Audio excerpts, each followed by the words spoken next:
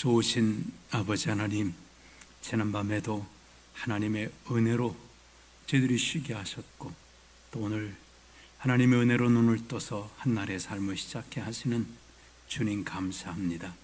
저에게 생명 주심을 감사드립니다. 오늘 하루도 주님의 은혜로 살아가는 귀한 날이 되도록 은혜 주시고, 또 주여 이 나라의 백성들 축복하시고, 이 땅에 고난받는 주의 백성들마다 주가 주신 힘으로 승리하고 하나님의 소망이 되는 복된 날이 되도록 인도해 주옵소서. 예수님의 이름으로 기도하옵나이다. 아멘. 하나님 말씀은 에스겔 41장 말씀입니다. 그가 나를 데리고 성전에 이르러 금은벽을 측량하니 이쪽 두께도 6척이요 저쪽 두께도 6척이라. 두께가 그와 같으며 금은 통로의 넓이는 10척이요 문 통로 이쪽 벽의 너비는 5척이요 저쪽 벽의 너비는 5척이며 그가 성소를 측량하니 그 길이는 40척이요 그 너비는 20척이며 그가 안으로 들어가서 내전문 통로의 벽을 측량하니 두께는 2척이요 문 통로가 6척이요 문 통로의 벽은 너비가 각기 7척이며 그가 내전을 측량하니 길이는 20척이요 너비는 20척이라. 그가 내게 이르되 이는 지성소니라 하고 성전의 벽을 측량하니 두께가 6척이며 성전 3면에 골방이 있는데 너비는 각기 4척이며 골반은 3층인데 골방 위에 골방이 있어 모든 30이라. 그 3면 골방이 성전 벽 밖으로 그 벽에 붙어 있는데 성전 벽 속을 뚫지는 아니하였으며 이 두루 있는 골방은 그 층이 높아질수록 넓어지므로 성전에 둘린 이 골방이 높아질수록 성전에 가까워졌으나 성전의 높이는 아래 위가 같으며 골방은 아래층에서 중층으로 위층에 올라가게 되었더라.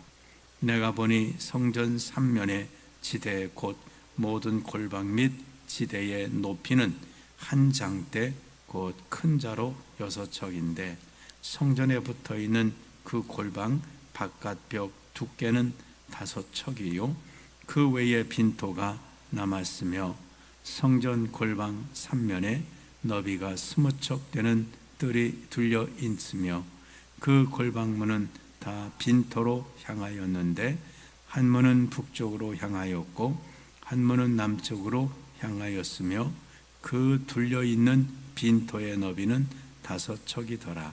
서쪽 뜰 뒤에 건물이 있는데 너비가 70척이요 길이는 90척이며 그 사방벽의 두께는 5척이라.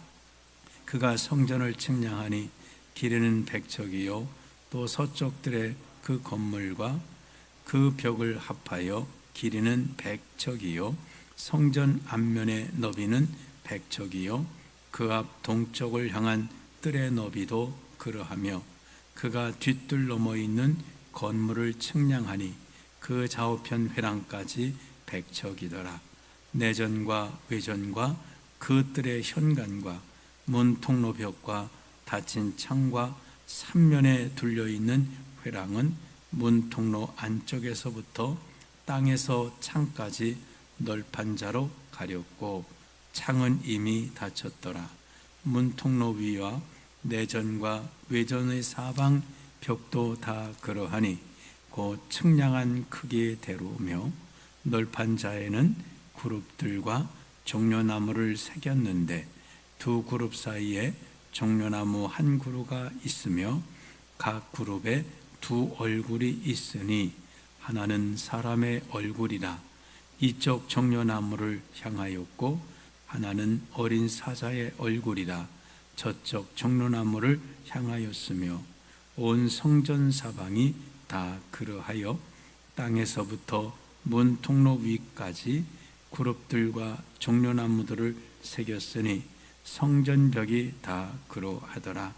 외전 문설주는 네모졌고 내전 전면에 있는 양식은 이러하니 곧 나무 제단에 높이는 세 척이요 길이는 두 척이며 그 모퉁이와 옆과 면을 다 나무로 만들었더라.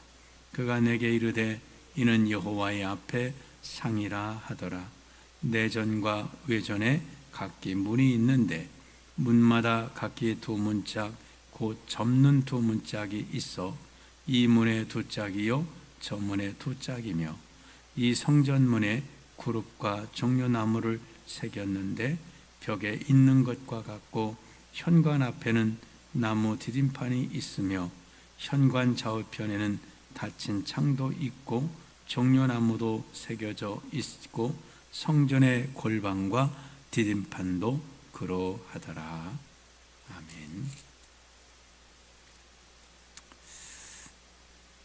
어제 말씀에 이어서 오늘도 성전을 측량하는 그런 내용들이 소개가 되고 있습니다. 근데 이제 40장에는 성전 이 밖을 측량했다고 하면 이제는 이제 성전 안 내부를 측량하는 그런 내용입니다. 그래서 현관으로 성전의 현관으로 들어가고 그 다음에 성소, 지성소 이런 부분들을 소개하고 그 다음에 그 성전 옆으로 있는 골방들을 또 소개하고 있습니다. 주로 오늘 이제 그 성소와 지성소, 현관, 그 다음에 성소, 지성소 이렇게 소개하고 그 다음에 그 밖에도 큰 건물이 하나 있었는데 이 건물의 용도는 어디다 쓰는 것인지 오늘 잘 소개는 하고 있지 않습니다. 그래서 오늘 이제 이 말씀을 저희들이 다 이해할 수는 없겠고요. 저도 성경 읽으면서 대략 머릿속에 이렇게 그림이 이렇게 됐나 그려지긴 하지만 정확하지는 않습니다. 아마 이제 인터넷 같은 데 좀 찾아서 봐야 될 그런 상황인 것 같습니다. 자, 오늘 말씀을 통해 몇 가지만 살펴보려고 합니다. 먼저는 이제 41장 1절에 보시면 그가 나를 데리고 성전에 이르러 이렇게 소개되죠. 에스겔을 데리고 이제 성전 안에 들어와서 이제 측량하는 것을 천사가 측량하면서 보여주죠. 근데 오늘 쭉 보면 3절에 보시면 그가 안으로 들어가서 이렇게 성전에 이르렀는데 이제 현관을 측량하고 성소를 측량하고 그 다음에 여기 이 그 안이 바로 이 지성소를 말합니다. 그가 안으로 들어가서 이 말은 무슨 말일까요? 데리고 들어간 것이 아닙니다. 자, 성소에는 들어갔지만 지성소는 천사만 들어갔습니다. 그가 들어가서 내전문 통로의 벽을 측량하니 두께는 2척이요 문통로가 6척이며 문통로의 벽의 너비는 각기 7척이며 그가 내전을 측량하니 길이는 20척이요 너비는 20척이라 그가 내게 이르되 이는 지성소니라. 지성소에는 에스겔을 데리고 들어가지 않았습니다. 에스겔이 제사장입니다. 그가 제사장일지라도 지성소에는 천사 혼자 들어가서 측량을 하고 에스겔에게 알려주었습니다. 지성소는 하나님이 계신 곳을 상징합니다. 근데 왜 천사는 지성소에 쑥쑥 들어가서 측량하는데 에스겔은 들어가지 못했을까요? 에스겔은 선지자기도 그 선지자처럼 또 제사장으로서 좀 이렇게 하나님의 영에 붙들려 이끌림 받는 이런 귀한 자인데 왜 지성소에 천사와 함께 들어가지 않았을까요? 이 지성소는 천사는 들어가지만 사람은 들어갈 수 없었던 것은 죄를 가진 사람은 하나님 앞에 나갈 수가 없다는 것을 보여주고 있습니다. 그러므로 제사장의 이 지성소에 들어갈 수 있는 방법이 하나 있습니다. 어떻게 들어가나요? 제사장의 옷을 입고 그 다음에 반드시 피를 가지고 들어가요. 이 속죄 양으로 잡혀진 그 양의 피를 가지고 들어갈 수 있습니다. 그러니까 속죄 양의 피를 가지면 제사장이 지성소에 들어갈 수 있지만 피가 없이는 제사장이라도 들어갈 수 없습니다. 에스겔이라도 들어갈 수가 없습니다. 그러니까 천사 혼자 들어가는 거예요. 그렇습니다. 하나님 앞에는 피 없이는 하나님께 들어갈 수 없다는 거예요. 그 피도 속죄의 피, 아무 피나 되는 게 아니라 이 속죄의 피만이 지성소에 하나님 앞에 나갈 수 있다는 거예요. 그렇습니다. 우리가 하나님 앞에 나갈 수 있는 길은 바로 예수의 보혈, 예수의 피 없이는 어떤 사람도 하나님 앞에 나갈 수 없습니다. 그가 아무리 의로운 자든지 제사장이든지 어떤 자든지 지금 하나님의 영역에서 이끌림만 신기한 체험을 하고 있는 자든지 안 됩니다. 오직 피 없이는 하나님 앞에 나갈 수 없다. 저와 여러분도 마찬가지입니다. 우리가 아무리 대단한 목사가 됐든지 직분을 가진 자든지 또 내가 어떻게 주님을 섬겼든지 어떤 헌신이 있었든지 어떤 정말 선행을 했든지 그것 가지고는 절대로 하나님 앞에 나갈 수가 없습니다. 오직 예수의 피가 없이는 하나님 앞에 나갈 수 없다는 사실입니다. 다른 면은 다 부족해도 예수의 피를 가지면 그 모든 죄가 가려움받고 용서받고 하나님 앞에 나갈 수 있다라고 하는 사실입니다. 그래서 오늘 성전을 측량하면서도 하나님께서는 우리에게 놀라운 비밀을 말씀하는 거죠. 피 없이는 내 앞에 나올 수 없다. 지성소에 들어갈 수 없다. 하나님 나라에 들어갈 수 없다는 겁니다. 저와 여러분은 꼭 예수님의 보혈을 의지하시기를 바랍니다. 예수님의 십자가 단단히 붙들어야 합니다. 다른 것 붙드시면 안 돼요. 내가 예수 믿은 지가 몇 년인데 그거 붙들으면 큰일 납니다.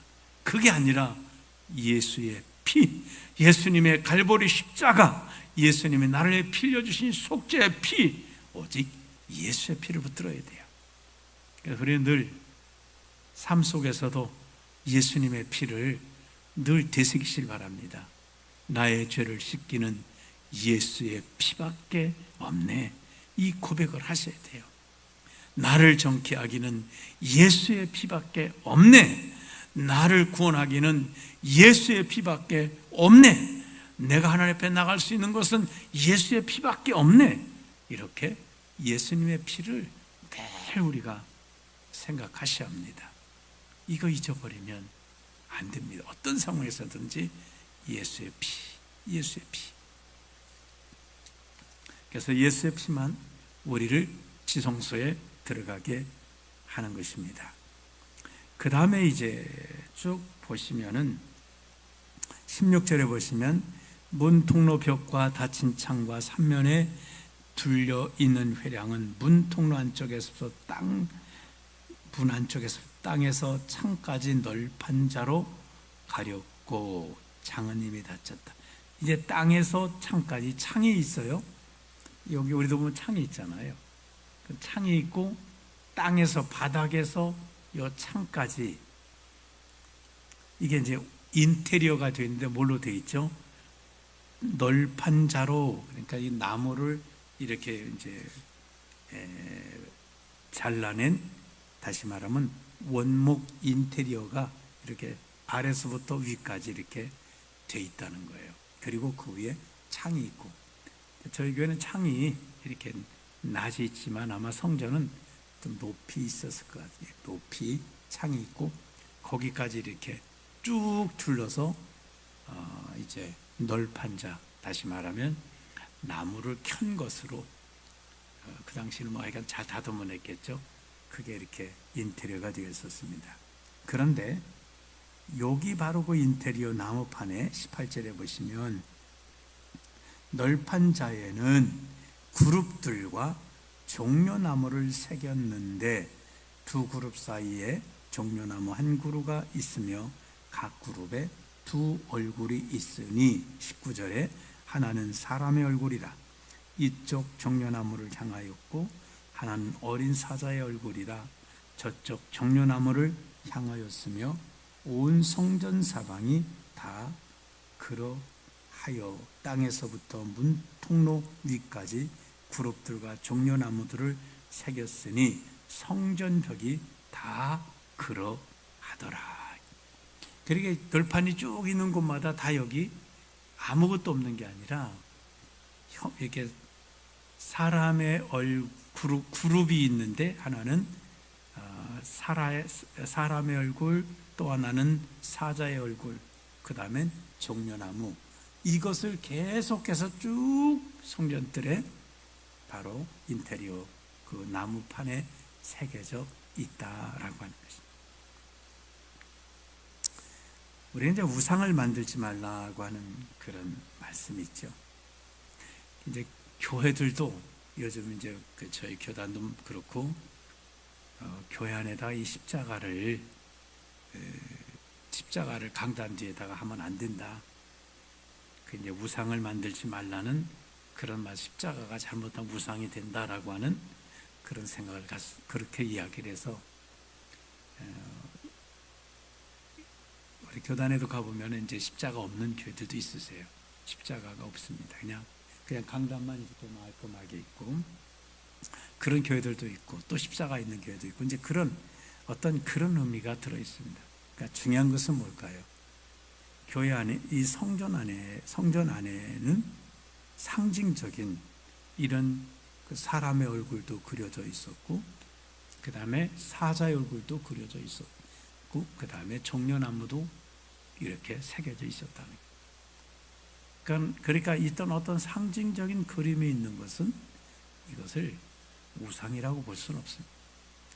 예수님의 얼굴을 담긴 어떤 성화를 가지고 있다, 그것 자체를 우리가 이제 그 우상이라고 볼 수는 없겠죠. 근데 이제 문제는 성전에 새겼는데 만 어떤 사람이 거기 가서 그 사람 얼굴 거기 가서 막 기도한다든지 그거를 신성시한다면 그건 이미 우상이 되는 것입니다.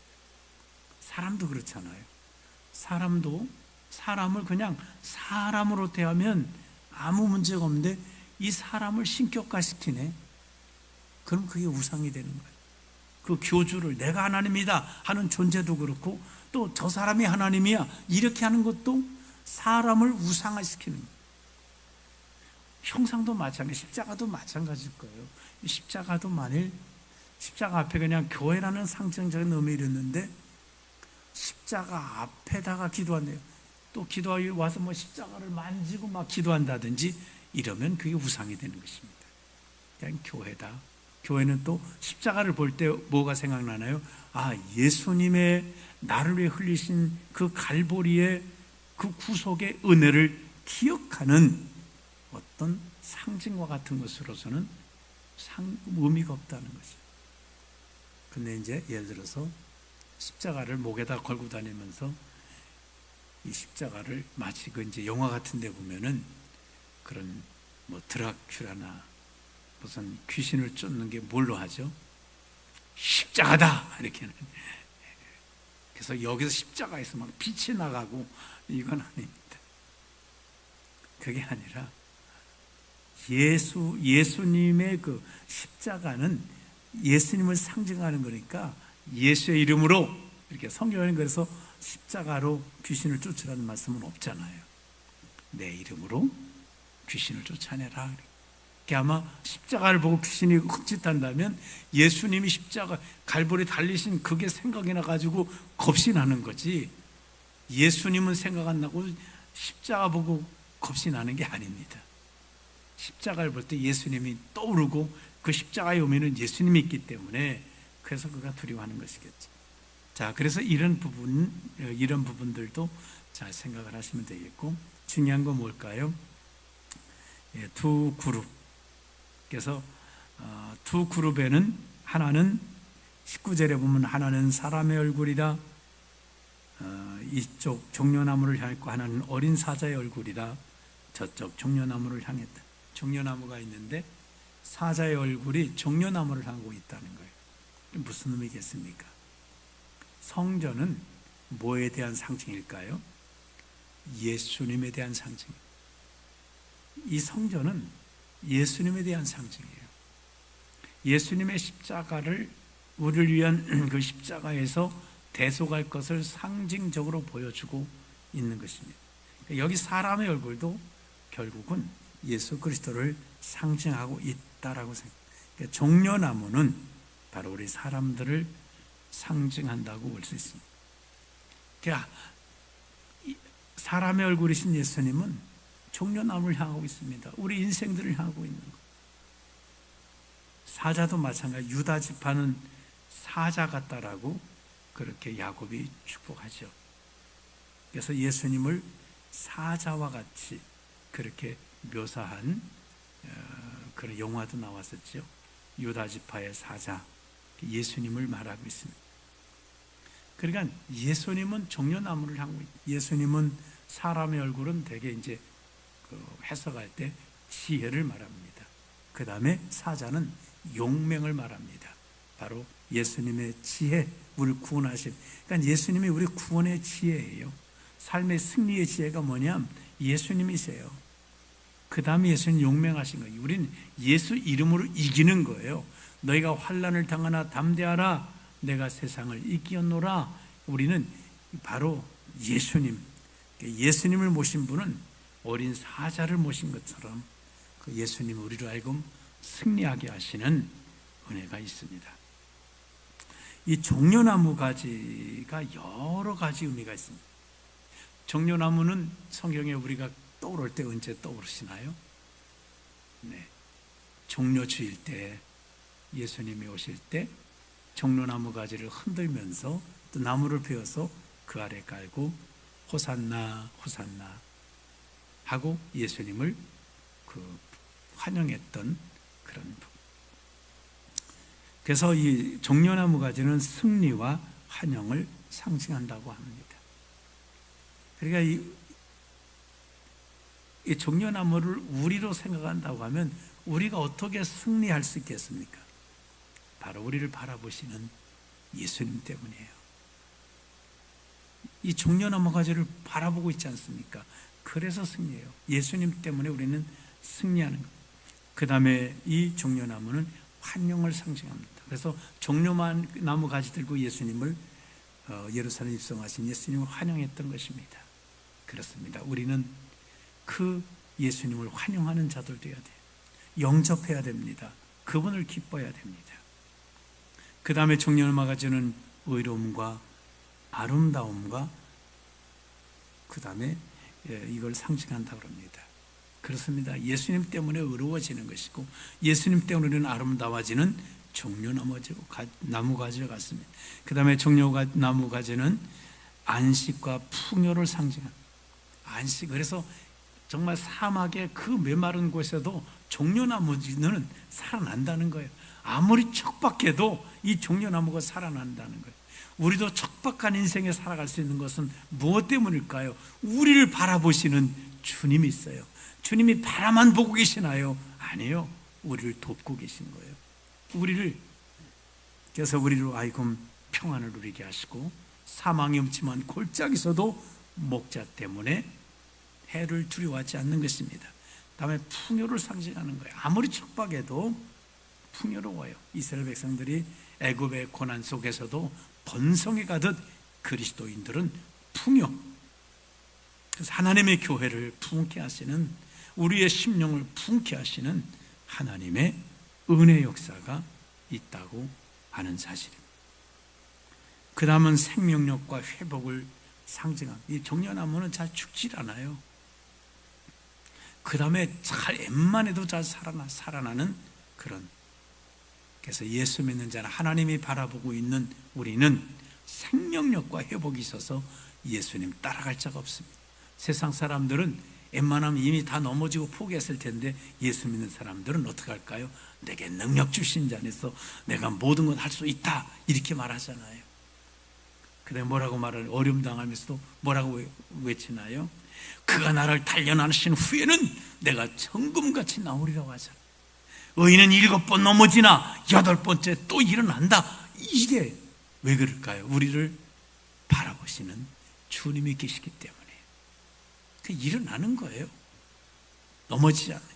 생명력과 회복. 이것은 예수님 때문에 그래요. 예수의 생명이 있기 때문에, 예수의 능력이 있어서 우리는 일어납니다. 살아납니다. 회복된다고 하는 것입니다.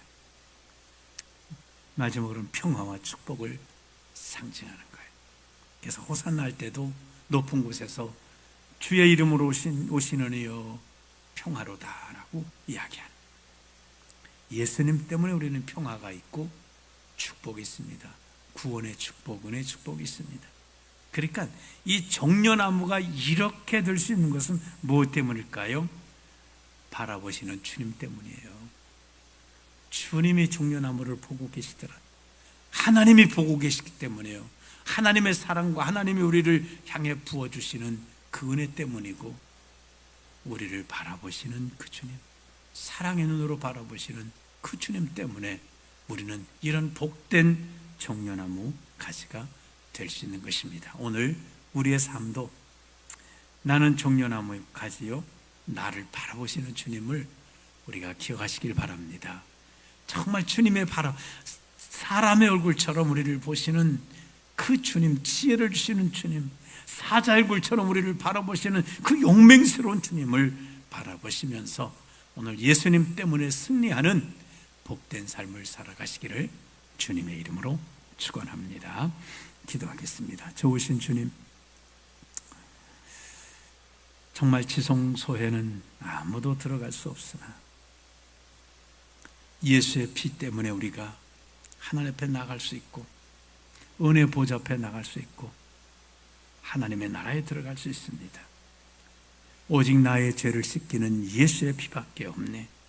나를 거룩하게 하고 나를 정케하고 나를 하나님 앞으로 인도할 것은 예수의 피밖에 없다고 하는 이 분명한 사실을 우리가 꼭 기억하도록, 주여 우리 마음에 핏부림을 받는 심령들 되도록 은혜를 베풀어 주시옵소서.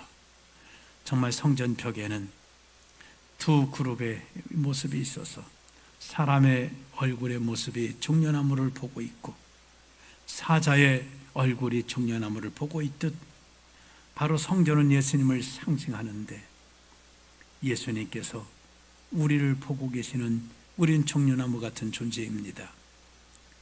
나 때문이 아니라 나를 바로 보시는 주님 때문에, 나를 사랑하시는 주님 때문에, 나를 인도하시는 주님 때문에, 나를 보호하시는 주님 때문에 우리 이 땅에서 승리하는 삶을 살아가도록 은혜 베풀어 주옵소서.